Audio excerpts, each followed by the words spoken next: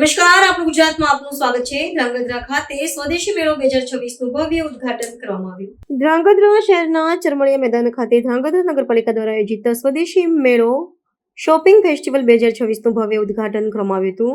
આ કાર્યક્રમનું ઉદ્ઘાટન પૂર્વ કેબિનેટ મંત્રી તથા પૂર્વ પ્રદેશ ઉપાધ્યક્ષ આઈ કે જાડેજાના વરદ હસ્તે કરવામાં આવ્યું હતું। આ પ્રસંગે ધ્રાંગધ્રા નગરપાલિકાના પ્રમુખ કુલદીપસિંહ ઝાલા, ચીફ ઓફિસર મંટીલભાઈ પટેલ, ઉપપ્રમુખ સહિત નગરપાલિકાના હોદ્દેદારો, આગેવાનોની મોટી સંખ્યામાં નગરજનો ઉપસ્થિત રહ્યા હતા।